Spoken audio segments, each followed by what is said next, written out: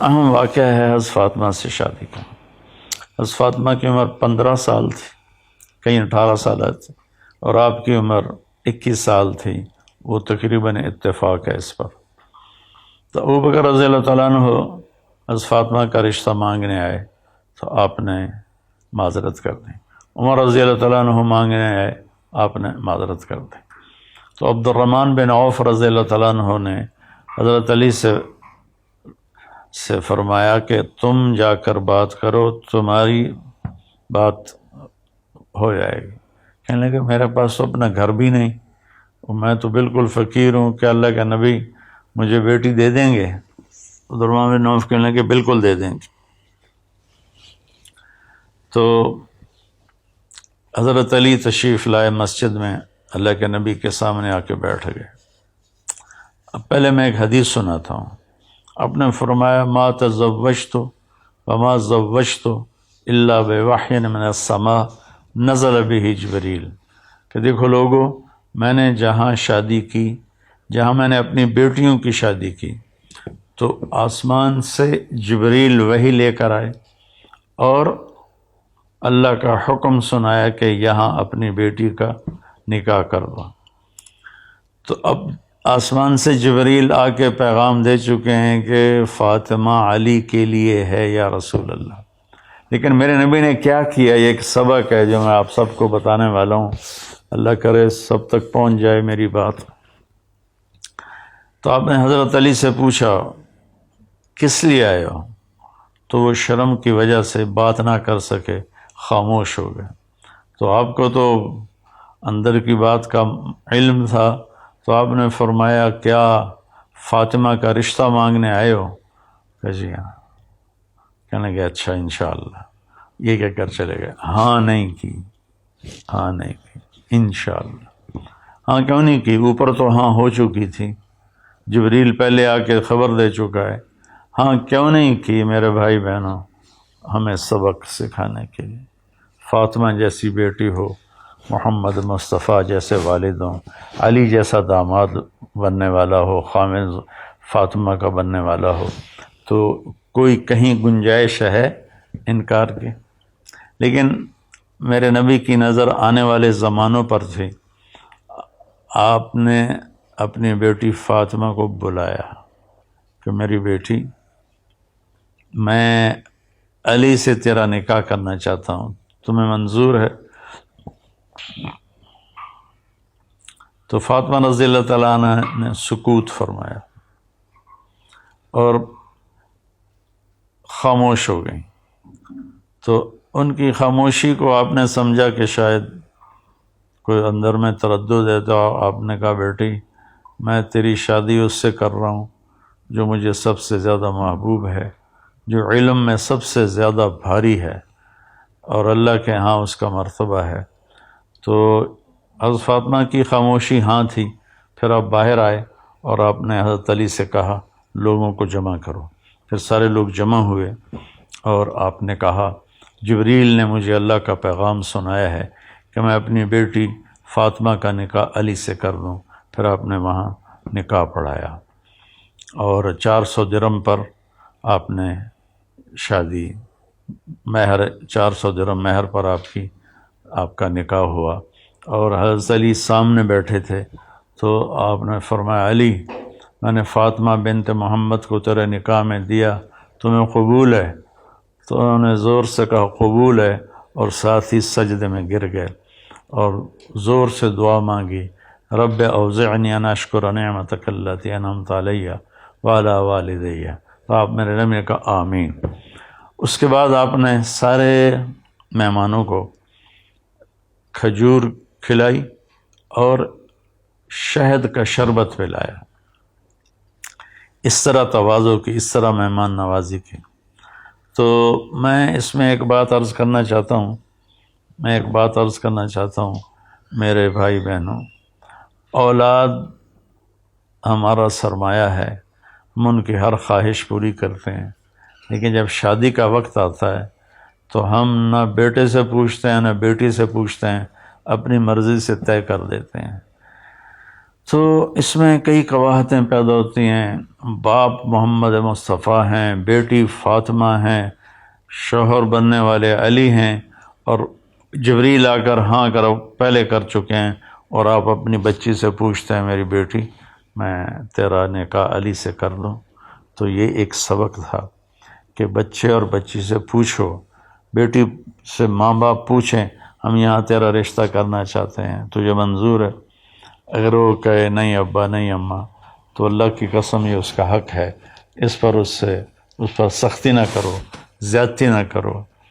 اگر لڑکے کے ماں باپ پوچھیں کہ تیری یہاں شادی کر دیں، اور وہ کہے نہیں مجھے پسند نہیں ہے، تو یہ بچہ آپ کا نافرمان نہیں ہے، اس نے اپنا شرعی حق استعمال کیا ہے، اور اس کو یہ حق استعمال کرنے کی اجازت، چونکہ ایجاب قبول لڑکا لڑکی کرتے ہیں، لڑکی کے والدین یا لڑکے کے والدین نہیں کرتے۔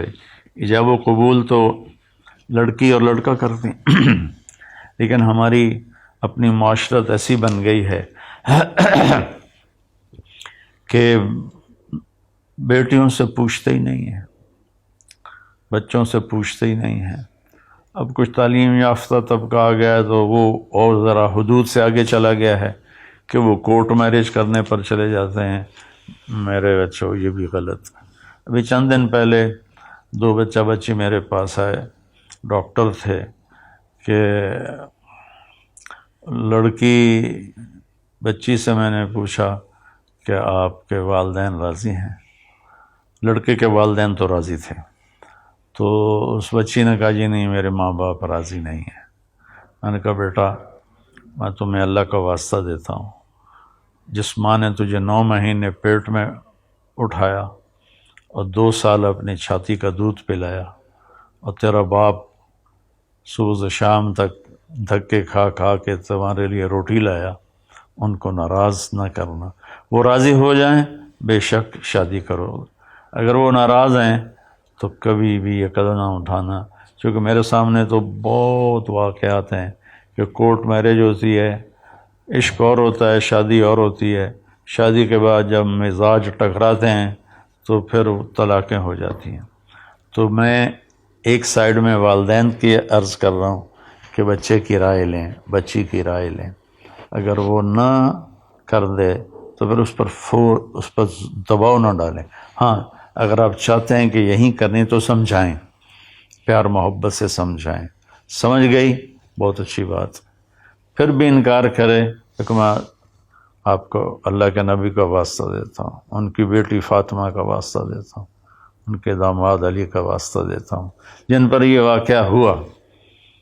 آپ نے کہا بیٹی فاطمہ علی کا ساتھ تیرا نکاح کر دو، جبکہ اوپر سے جبریل اللہ کا پیغام بھی لے کر آئے ہوئے ہیں۔ میں چونکہ میری اصل تو دیہات ہے، ہمارے دیہاتوں میں یہ ظلم بے انتہا ہے، بے انتہا ہے، نہیں دیکھتے کہ جوڑ ہے یا نہیں ہے، آپس میں بننے کے چانسز ہیں یا نہیں ہیں، وہ بس ٹھوک دیتے ہیں، اور ساری زندگی پھر وہ آگے طلاق بڑا مسئلہ بن جاتا ہے، تو وہ لڑکا بھی مصیبت میں اور لڑکی بھی مصیبت میں، کہ بیچاری طلاق یافتہ کو تو کوئی پوچھتا ہی نہیں ہے۔ میرے نبی نے فرمایا تمہیں سب سے بڑا صدقہ بتاؤں؟ تو صحابہ نے عرض کی یا رسول اللہ کیا ہے؟ تو فرمایا الابنۃ المردودہ، وہ بچی جس کو طلاق ہو گئی اور وہ لوٹ کے اپنے ماں باپ کے گھر آ گئی، اس پہ خرچ کرنا سب سے بڑا صدقہ ہے، اس پہ خرچ کرنا سب سے بڑا صدقہ ہے۔ تو پھر ہمارے ہاں طلاق بھی مشکل ہے، طلاق کے بعد شادی ہونا بڑا مشکل ہے، پہلے سے تھوڑا یہ رائے لے لی جائے، تو اس میں میرے نبی نے ہمیں کر کے دکھایا، آپ نے رائے لی اور پھر آپ نے نکاح پڑھایا۔ اور بچوں سے یہ کہتا ہوں کہ اللہ کے واسطے کورٹ میرج تک مت جاؤ۔ جس ماں نے تمہیں پال پوس کے پروان چڑھایا، جس باپ نے تمہارے لیے اپنی ہڈیوں کا گودا بھی نکال کے رکھ دیا، تم ان کو بالکل ہی ایک سائڈ پہ کر کے کہو ہم نے کورٹ میرج کرنی ہے تو ٹھیک ہے، شرن ہو جائے گی، لیکن اس میں برکت کبھی نہیں آئے گی، اس میں محبتیں کبھی نہیں پیدا ہوں گی۔ تو میرے نبی نے یہ سارا کام کر کے ہمیں عملاً دکھایا جبریل کے آنے کے بعد بھی۔ پھر اپنے بڑے اہتمام سے شادی کی، یہ نہیں کہ بس مسجد میں نکاح پڑھا کے علی کے ہاتھ میں دے دیا ہو۔ اپنے چند دن پہلے مجھے روایت ملی کہ حضرت فاطمہ کے دو کھانے ہوئے، ایک ولیمے کا، ایک یا اس موقع پر نکاح کے موقع پر یا رخصتی کے موقع پر آپ نے خود ایک دمبا ذبح کر کے اس کا کھانا بنایا، اس کا سویٹ ڈش ایک بنائی اور سب کو کھلائی۔ اور پھر حضرت علی رضی اللہ تعالیٰ عنہ کو لے کر اندر گئے اور حضرت فاطمہ کا ہاتھ پکڑ کے علی کے ہاتھ میں دیا، یوں کہا علی تمہیں نبی کی بیٹی مبارک، سبحان اللہ، علی تمہیں نبی کی بیٹی مبارک۔ پھر آپ نے فرمایا میری بیٹی، مجھے جو سب سے زیادہ محبوب تھا اور سب سے زیادہ پسند تھا، میں نے اس کے ہاتھ میں تیرا ہاتھ دیا ہے۔ پھر شادی کے بعد آپ نے حضرت علی سے فرمایا ولیمہ کرو، کہ یا رسول اللہ میرے پاس تو کچھ بھی نہیں۔ سعد بن ابی وقاص نے کہا جی میرے پاس ایک چھترا کھڑا ہے، میں وہ ذبح کرتا ہوں۔ وہ چھترا قورمہ بنایا گیا، اس میں چھوارے ڈالے گئے، تازہ روٹی جو کی بنائی گئی، انگور رکھے گئے۔ حضرت انس فرماتے ہیں کہ حضرت فاطمہ جیسا ولیمہ ہم نے مدینے میں کبھی نہیں کھایا، اور سب کو کھلایا، جتنے سب کو اجازت تھی آؤ اور کھاؤ۔ وہ نبی کے ہاتھ کی برکت تھی کہ اس مدینے والے کھا پی کے چلے بھی گئے اور دیگ ویسے ہی بھری پڑی تھی۔ تو اس میں ایک سبق تھا، اس لیے میں نے اس کو تھوڑا تفصیل سے بیان کیا کہ ہماری شادیوں میں بہت آگے پیچھے ہو رہا ہے۔ دیکھو بچوں ہمارا culture girl friend boy friend نہیں ہے۔ اللہ کے واسطے اپنی عزت کو بچاؤ، اس سے بہتر کسی مرد عورت کی کوئی چیز نہیں ہے۔ اللہ کے واسطے اپنی عزت و غیرت کو بچاؤ۔ گرل فرینڈ بوائے فرینڈ یہ کلچر میں یورپ، امریکہ، کینیڈا، آسٹریلیا، ساؤتھ افریقہ کئی دفعہ گیا ہوں اور ساری دنیا 6 بر اعظم پھرا ہوں۔ اس گرل فرینڈ بوائے فرینڈ کے کلچر نے سارے خاندانی سسٹم کو توڑ کے رکھ دیا ہے اور سارا خاندانی نظام تباہ و برباد ہو گیا ہے۔ یہ بھی نہیں کرنا ہے، شادی کرنی ہے، زنا نہیں کرنا ہے، فحاشی نہیں کرنی ہے۔ اور شادی کے بعد بچی اگر یہ کہے کہ میں نے الگ رہنا ہے آپ کے ماں باپ سے، اور ماں باپ صاحب حیثیت ہوں، تو ان کے ذمے ہے ان دونوں کو الگ ٹھہرائیں۔ 2 زندگیاں شروع ہونے والی ہیں، جب اس کے اندر ساس آ جاتی ہے، سسر آ جاتا ہے، دیور آ جاتا ہے، بھابھی آ جاتی ہے، نند آ جاتی ہے، تو ایک بڑا عجیب سا ماحول بن جاتا ہے۔ جوائنٹ فیملی سسٹم اچھا ہے اگر اس میں ایک دوسرے سے محبت ہو اور ایک دوسرے کے حقوق کا خیال ہو۔ اگر یہ ایک دوسرے کی غلطیاں پکڑنے کا کام ہو جو کہ ہو رہا ہے، تو پھر یہ بڑی مصیبت ہے یہ جوائنٹ فیملی سسٹم۔ اللہ نے لڑکی کو یہ حق دیا ہے کہ اپنے خامن سے کہے کہ مجھے الگ گھر لے کر دو۔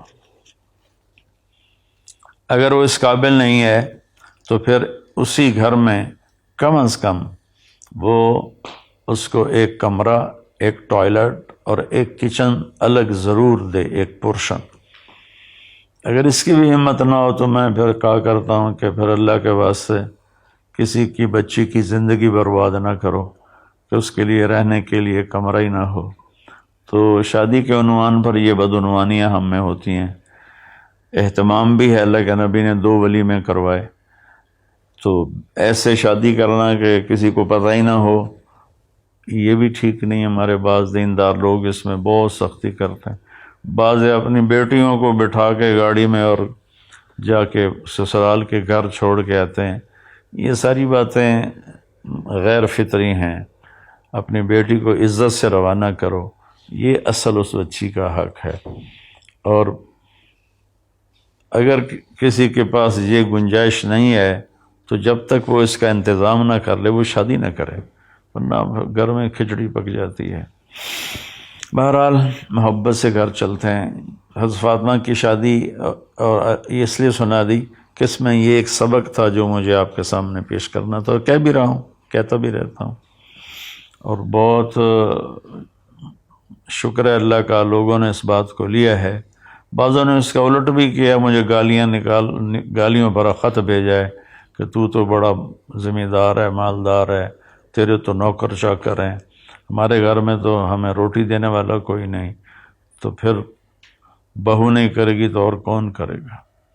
اب یہ علم کی غلطی ہے، اس میں میرا قصور تو کوئی نہیں ہے۔